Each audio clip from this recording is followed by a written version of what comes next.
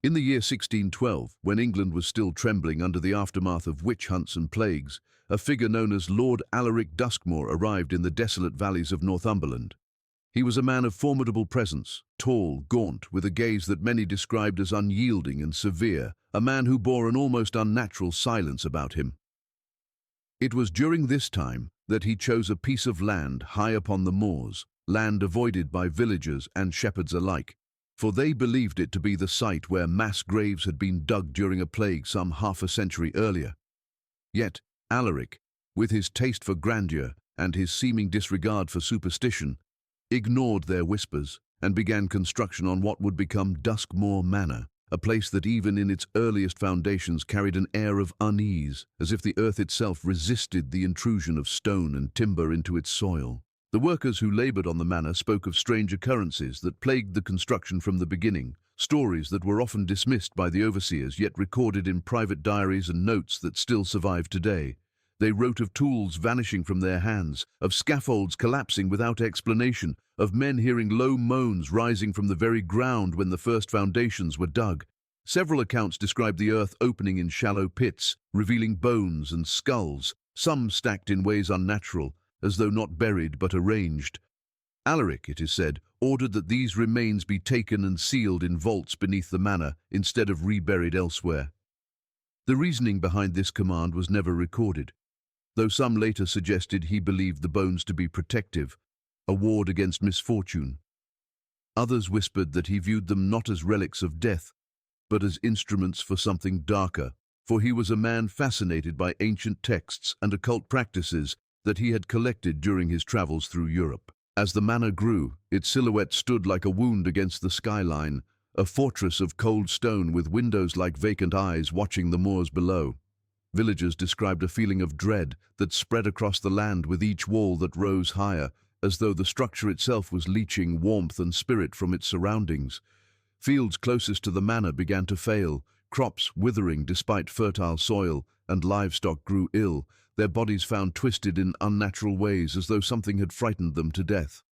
At night, shepherds claimed to see lights moving within the unfinished halls, though no torches burned and no men should have been inside. The workers, pressed by Alaric's unrelenting demands, grew fearful, and many abandoned the site before completion, leaving behind tools in haste, refusing even their wages if it meant never returning to that cursed ground. Yet Alaric pressed on, paying higher wages to draw in desperate men from neighboring counties, men who did not know of the whispers surrounding the land. The manor was completed after 6 years of hardship and fear, its completion marked not with celebration but with silence, as if the very air around it held its breath. Beneath the manor, vast vaults and chambers were constructed, far deeper and more complex than any home of its kind. Their purpose was never officially explained, though those few who entered them spoke of carved symbols on the stone walls, marks of strange design that seemed to shift when stared at for too long. There were rumors of long passages stretching far beneath the moors, reaching chambers that echoed with a sound like dripping water, though no source could be found. Even the bravest workers would not linger in those halls, saying the darkness there was alive, pressing close against the skin as if it sought to swallow those who entered. When Alaric moved his family into the estate, his wife Eleanor and their young son became the first to live within the finished manor, and the villagers recalled how quickly they seemed to fade. Eleanor, once a lively woman of grace and beauty, became pale and withdrawn, her presence rarely glimpsed at windows or in the manor's gardens. The boy, no more than 7 at the time, was said to wander the moors at night, speaking in tongues no one could recognize, always returning before dawn with dirt beneath his nails and a look in his eyes that chilled even the most hardened villagers. Rumors spread that Alaric had bound his family to whatever force lingered beneath the ground, that the curse of the land had seeped into their bloodline from the very beginning, entwining their fate with the restless dead buried beneath their home. By the winter of 1620, the manor had gained a reputation so dark that entire hamlets within miles of the estate dwindled, families abandoning fertile lands rather than live within sight of its shadow. Alaric seemed indifferent, moving about his affairs as if untouched by the fear and suspicion of his neighbors. But those who watched from afar claimed the manor grew louder at night, that the sound of chanting, muffled yet rhythmic, drifted across the moors on the wind. too structured to be the voice of nature. The legacy of the Duskmoor family had begun, not with triumph or prosperity, but with whispered prayers that the house upon the hill would one day fall and take with it the curse that Alaric had awakened. It was in the autumn of 1623 when the tragedy of Lady Eleanor Duskmoor was first recorded, though the true details remained clouded in secrecy and fear. She was found in her chamber at dawn, lying atop the grand four-poster bed draped in heavy velvet curtains, her skin pale as though the life had been drained from her within hours. Servants who discovered her recoiled in terror, for though there were no wounds upon her body, her lips were blue and her eyes wide open, fixed upon the canopy above as though she had seen something unspeakable in her final moments. The official account, issued by Alaric himself, insisted that she had succumbed to a sudden fever, a common enough affliction of the time, but those who whispered outside the manor walls spoke of a much darker explanation, one that could not be recorded in polite society without fear of retribution.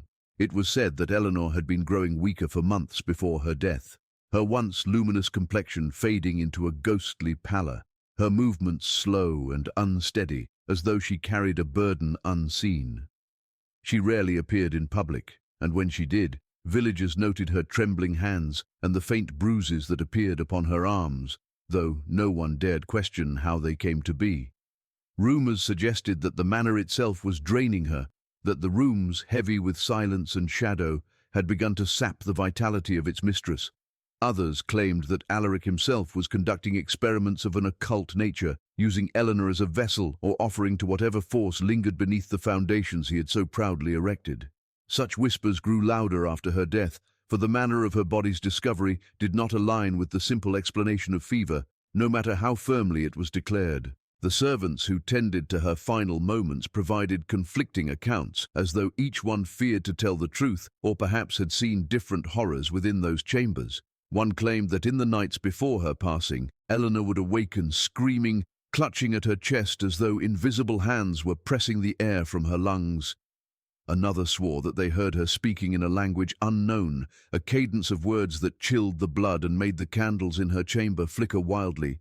And yet another whispered that Alaric forbade them from entering her room after nightfall, keeping her locked away in solitude, with only him permitted inside. These testimonies, though hushed and conflicting, suggest a nightmarish pattern that pointed not to illness, but to ritual, something deliberate and calculated. When her body was prepared for burial, the women charged with dressing her for the coffin made a grim observation that spread quickly through the servant quarters. Though her skin bore no wounds, her body appeared lighter than it should have been, as though emptied of its essence. They described her as weightless, her flesh fragile and thin, as if hollowed out by an unseen force. Her hair, once thick and golden, had dulled and thinned in the weeks before her death, and her fingernails bore strange dark stains, almost black at the edges, as though decay had already begun its work while she still breathed. To the villagers who later heard these details, there was only one explanation. Something had drained her blood, not by blade or tooth, but by means beyond natural understanding. Alaric, in the days following, remained unnervingly calm, as though her death had been expected rather than sudden. The funeral was carried out swiftly with little ceremony, and no priest from the local parish was invited to speak the rites. Instead, Alaric himself led a private ritual in the family crypt beneath the manor, allowing no witnesses beyond a handful of trusted attendants. The villagers found this omission deeply troubling, for in that era, denying a woman of Eleanor's standing a Christian burial was unthinkable. Some dared to suggest that her soul was not laid to rest, that she had been interred according to the same unnatural practices Alaric had begun to weave into the very stones of his house. Her coffin was sealed in the vaults beneath Duskmoor Manor, never to be disturbed, though tales persist of faint knocking sounds heard from within those vaults during the nights that followed, as if death had not fully claimed her. The years after Eleanor's death only deepened the fear surrounding the manor, for Alaric's behavior grew more erratic, and the boy, now nearing adolescence, was seen wandering the moors more frequently, sometimes barefoot in the frost, muttering words that none could decipher. Villagers swore that his eyes mirrored the same lifeless glaze they had seen in Eleanor's final expression, as though her essence had seeped into him. Some believed that Eleanor's death had been a necessary step in binding the family to the curse that would haunt them for generations, a sacrifice demanded by the land itself or by the unseen force within its depths. What remained undeniable was the silence that followed her passing, the heavy shroud of dread that settled upon the manor and its halls, and the whispers of those who claimed that Lady Eleanor did not die of fever, but of something far more sinister, something that drained not only her blood, but her soul. The tradition of the firstborn son in the Duskmoor family began with Lord Alaric's obsession with legacy, a fixation that grew darker with each passing generation. Every firstborn male carried the same name, Alaric, a ritual that was said to honor the original patriarch and ensure that his power would never leave the bloodline. Yet the family history reveals that this tradition became a curse rather than a blessing, for no firstborn son lived beyond the age of 40, their deaths violent, unexplained, and often foreshadowed by signs that chilled even the most hardened observers. The villagers whispered that the name itself carried a weight, a binding pact that tethered each son to the same fate, ensuring that the Duskmoor line would always remain trapped in cycles of despair and blood. The first to fall victim was Alaric the Younger, son of the original Lord and Lady Eleanor, whose strange death had already marked the family with suspicion.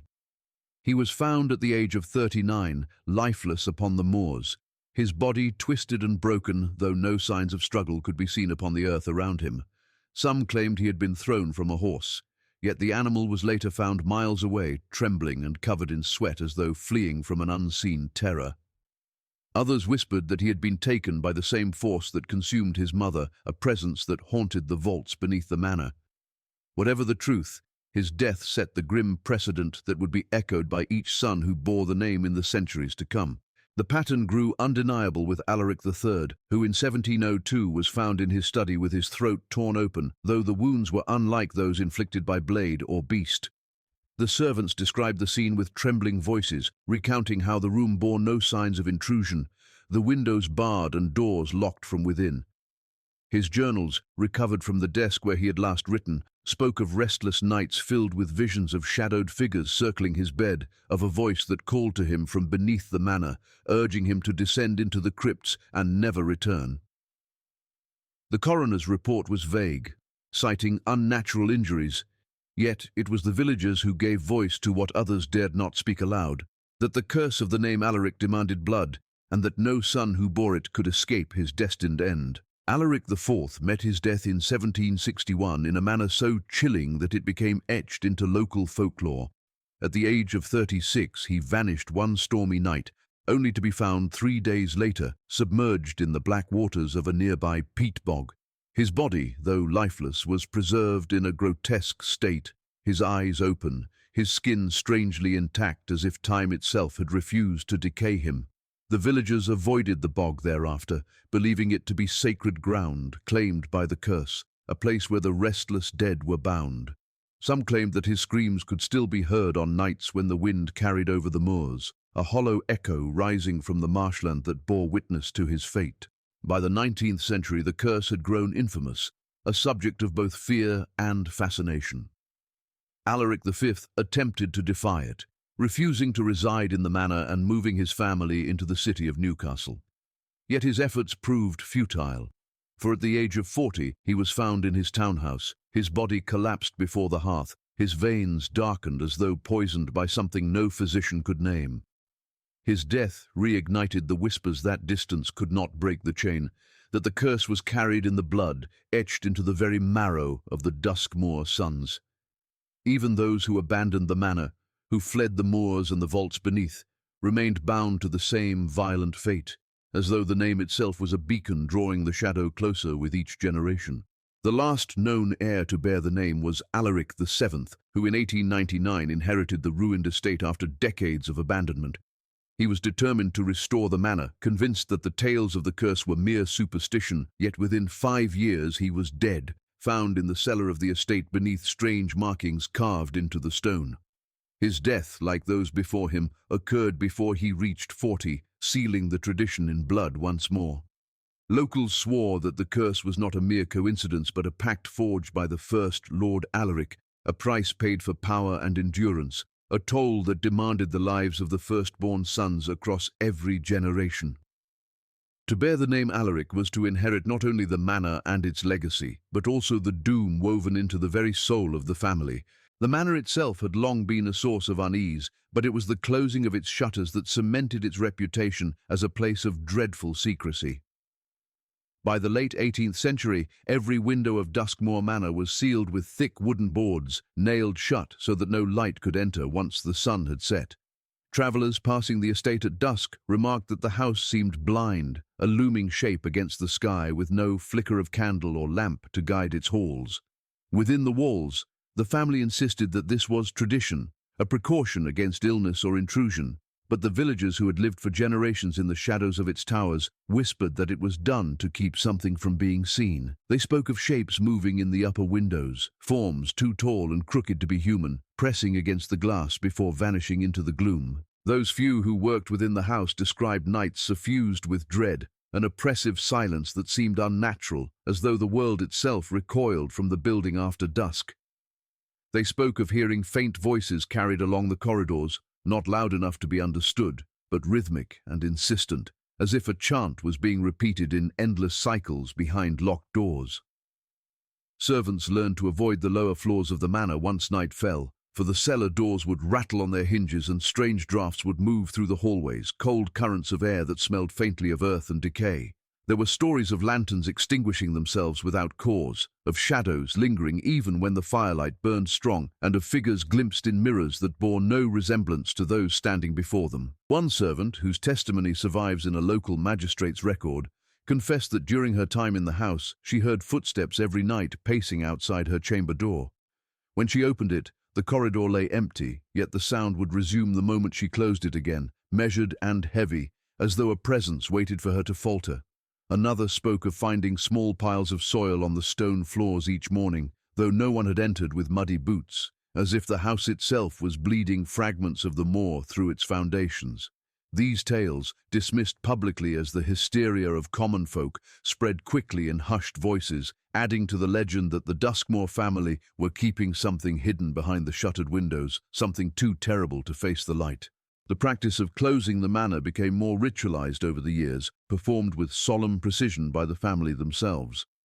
Records from 1784 described the household gathering at sunset, sealing every door and window while reciting prayers in a language unfamiliar to the servants.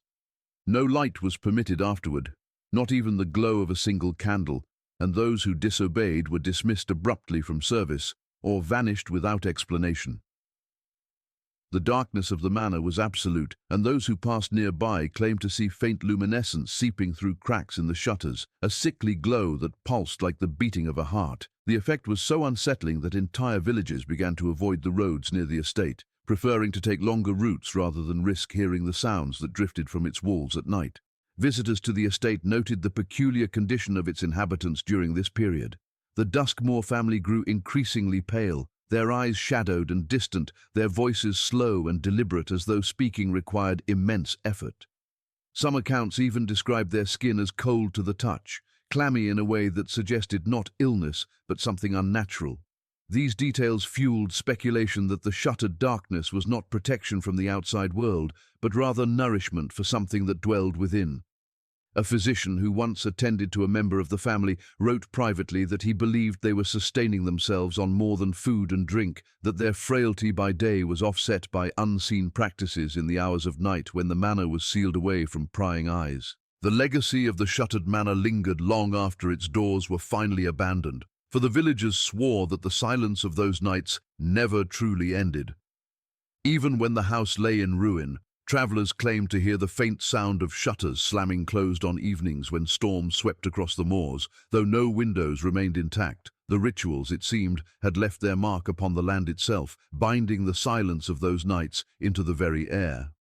To this day, those who pass through the valley after dusk insist the moor grows quieter near the ruins, that the wind stills and the animals fall silent, as though the world remembers the long years when the Duskmoor family closed themselves away, whispering in darkness, shuttered from the living, bound forever to shadows. The disappearance of the servants in 1784 remains one of the darkest and most perplexing chapters in the story of Duskmoor Manor, for it was not merely a matter of individuals abandoning their posts, but an entire household staff vanishing in a single night without trace. Records confirm that nearly 12 servants, from maids to footmen to stable hands, were all present within the manor on the evening of October 12th, carrying out their duties as they had done countless times before. Yet when morning arrived, the estate stood in silence. Fires had burned themselves out, the doors were bolted from within, and not a single servant could be found. Their belongings remained neatly stored in their quarters, beds left as though freshly made, tools laid out in their proper places. It was as though they had risen from their work at once and walked directly into the void. The disappearance drew the attention of local magistrates who dispatched men to investigate the estate. They found the family present, pale and withdrawn, offering little explanation beyond the claim that the servants had deserted without warning. Yet the investigators quickly sensed that the family's story held little weight, for the house itself bore strange evidence of disorder. In the great hall, a table had been set for a late meal, dishes still half filled and wine glasses overturned, as if the occupants had risen in sudden panic. On the stone steps leading to the cellar, several drops of blood were discovered, though no body was found to explain their origin. The magistrates noted an atmosphere within the house that felt heavy, oppressive, as though the very air resisted their presence, and many refused to enter the lower vaults, claiming they heard voices rising faintly from the darkness below. Rumors spread rapidly through the villages that the servants had not abandoned their posts willingly, but had been taken, consumed by whatever force haunted the Duskmoor bloodline. Families of the missing wept at the manor gates, demanding answers, yet none were given, for the family maintained their silence and refused to allow further searches of the underground chambers. Some whispered that the servants had been used in rituals, offered as sacrifices in the crypts to maintain the family's twisted longevity. Others claimed they had been sealed alive in the vaults, condemned to wander the halls in endless torment, their cries absorbed into the stone itself. Whatever the truth, the incident branded the estate with new infamy, and even those who had once served there refused to return. A diary belonging to one of the missing servants was discovered months later in a marketplace many miles away, sold by an unknown hand. Its pages painted a picture of increasing dread in the days before the disappearance. The writer described how the family had grown erratic, summoning the servants to strange tasks at midnight, demanding they carry buckets of soil into the crypts and forbidding them to speak of what they had seen. He wrote of dreams that plagued the staff, visions of faceless figures standing at the end of their beds, and of waking to find mud smeared across their sheets, though no footprints marked the floor. The final entry, penned the night before the vanishings, read simply of whispers that could no longer be ignored, voices calling from beneath the manor with promises that chilled him to the bone. After that, the diary ended abruptly, its words offering only a fractured glimpse into the terror of that household. In the years that followed, travelers spoke of encountering ghostly figures upon the moors, apparitions clad in the garb of 18th-century servants, their faces gaunt and hollow. Shepherds claimed to hear distant cries echoing across the fields on windless nights, cries that sounded like pleas for mercy. The manor itself seemed to bear the stain of their absence, for no servant would ever remain there long afterward. Those who attempted to work in its halls would flee within days, unable to endure the strange sounds that emerged at night, the rattling of chains, the echo of footsteps in empty corridors, or the sudden extinguishing of flames without cause. It was as if the walls remembered, replaying fragments of the horror that had unfolded, refusing to allow the world to forget. Though official records describe the incident as a mass desertion, the families of the missing never accepted such an explanation. For generations, they carried the belief that their loved ones had been swallowed by the curse of Duskmoor, their souls bound to the estate just as the blood of the family was. Some claimed that the manor required more than the deaths of its firstborn sons, that it hungered for the lives of those who served within it, consuming them to maintain its dreadful silence. The disappearance of the servants in 1784 became another thread woven into the long tapestry of horror surrounding the Duskmoor name, a reminder that the curse did not merely touch the family, but drew in all who entered its orbit, binding them to the shadows of the moor forever. By the beginning of the 20th century, the Duskmoor estate had already acquired a reputation so grim that few dared even to approach its crumbling gates. The year 1904 marked the final abandonment of the manor, though the reasons were never formally recorded. What is known is that the last remaining members of the family, already diminished in number and haunted by whispers of decline, departed without warning, leaving possessions scattered as though they had fled in haste. Neighbours who ventured close afterward described the sight of windows flung open for the first time in generations, curtains billowing in the wind, and the sound of doors banging against their frames. Yet no carts of belongings had been seen leaving, no official documents filed to record a transfer of ownership, and the house itself seemed to settle into decay as though it had simply consumed its final inhabitants and then exhaled them into oblivion. The few who entered in the months after abandonment reported scenes that defied explanation. Tables were set as if awaiting a meal that never came, half-burned candles still lodged in their holders though no one had lit them for weeks, and a pervasive stench that hung in the air, a mixture of damp stone and something sour that clung to clothes and skin long after leaving. In the nursery, dolls lay in neat rows along the floor, their eyes cracked and their porcelain faces warped with stains as if tears had run down their cheeks. The great hall, once the seat of the family's pride, was littered with torn draperies and a trail of black feathers leading to the hearth, where the ashes contained fragments of bone that did not match any animal known to the region. Such details gave rise to the belief that the manor itself had forced its inhabitants out, unable or unwilling to shelter them any longer. Villagers in the nearby hamlets recorded that in the final weeks before the departure, strange lights had been seen rising from the chimneys of the estate, glowing red and green like unnatural fire that shimmered against the night sky. Some swore they heard the toll of bells from within, though no bell tower had ever been part of the structure, while others described the sound of a great chorus chanting, voices overlapping in tones both high and low, as if hundreds were gathered inside when in truth only a handful of Duskmoors remained. On one particular night in late September, witnesses claimed to see every shutter of the house fly open at once, releasing a sound that carried across the valley like a shriek too vast to belong to any living creature. After that, the family was seen no more, and within weeks the manor stood silent, its legacy sealed in abandonment. Efforts to reclaim the property were short-lived. In 1905, a wealthy industrialist from Newcastle attempted to purchase the estate, sending agents to survey the grounds and catalogue its condition. None of them lasted more than 3 days. The first fell ill with fever and bleeding gums, the second fled after claiming he awoke to find a shadow pressing against his chest, and the third was discovered wandering the moors half-mad, muttering of tunnels beneath the earth that had no end.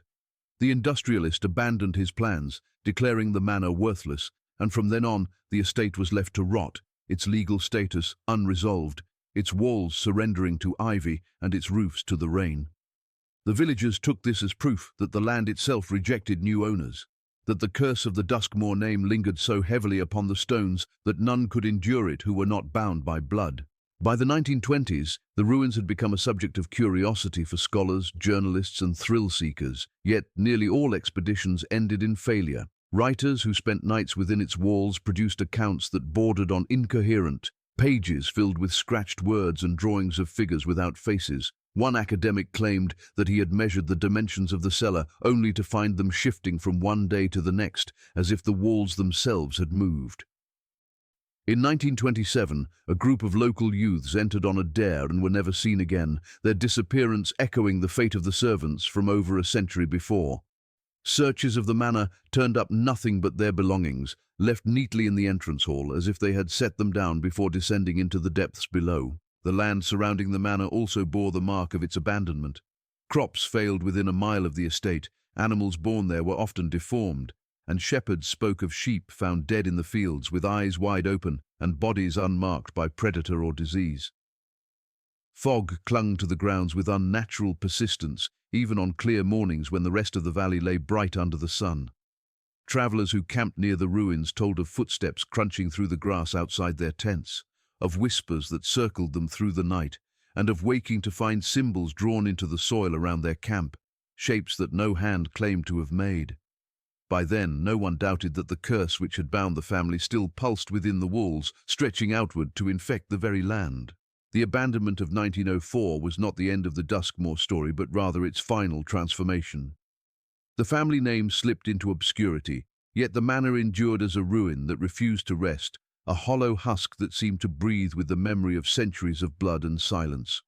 For those who passed its crumbling walls, there was the unshakable feeling of being watched, as though countless eyes still peered through the shadows, remembering the family that had once sealed themselves away and the curse that ensured no soul could truly leave its grasp. Even after the last of the Duskmoor family was gone and the manor left to rot, The land itself seemed unwilling to release its grip on the horrors bound to it. By the early decades of the 20th century, stories of strange happenings around the ruins began to spread far beyond the moors, passed from mouth to mouth until they became part of the folklore of Northumberland. Shepherds spoke of their flocks refusing to graze anywhere near the overgrown fields surrounding the estate, as if some instinct warned the animals away. Travellers who lost their way on foggy nights told of hearing whispers calling them by name, voices so faint and intimate that they felt as though someone stood just behind them, breathing softly into their ears. Some would return home pale and trembling, unable to explain how they had wandered in circles for hours, always finding themselves drawn back to the crumbling outline of the house, no matter which direction they walked. Legends grew of figures still moving through the ruins, seen from a distance when the moon was full. Some described the shape of a woman at an upper window, pale and still, believed to be the restless spirit of Lady Eleanor. Others swore they had glimpsed men in heavy cloaks pacing the gardens with lanterns that glowed faintly green, though when approached there was never anyone there. Villagers claimed that these apparitions were not merely echoes, but the remnants of the family themselves cursed to walk the estate long after their bloodline had died. In particular, the ghosts of the firstborn sons, each Alaric who had died before his time, were said to haunt the moors, their forms wandering aimlessly, yet never straying beyond the boundaries of the land their father had claimed centuries before. By the 1930s, the manor had drawn the attention of occultists and historians who believed the stories were more than superstition. They conducted vigils in the ruins, bringing with them candles, recorders, and journals in attempts to document the phenomena. Many accounts survive in fragments, filled with words scratched in frantic handwriting, describing knocking sounds from beneath the floors, sudden drops in temperature that left their breath freezing in the air, and the sensation of unseen hands brushing against their skin. One diary from 1933 tells of a scholar who claimed he heard children laughing in the cellar and followed the sound into darkness, never to emerge again. His companions later found his lantern extinguished on the ground, yet no trace of him remained, as if the earth had swallowed him whole. Local authorities discouraged visits to the site, labeling it unsafe due to collapsing structures and treacherous foundations, but these warnings did little to deter the curious. Adventurers, spiritualists, and thrill-seekers continued to enter the ruins, and many reported leaving with a sickness they could not shake, a lingering sense of dread that clung to them for weeks. Some experienced vivid nightmares of drowning in bog water or suffocating in locked chambers, dreams so intense that they would wake gasping and clawing at their throats. A handful of these individuals were driven to madness, muttering endlessly of voices beneath the ground or of being called to return to the manor. Their testimonies only deepened the belief that the curse had not ended with the family's departure, but had instead spread into the very air around the estate.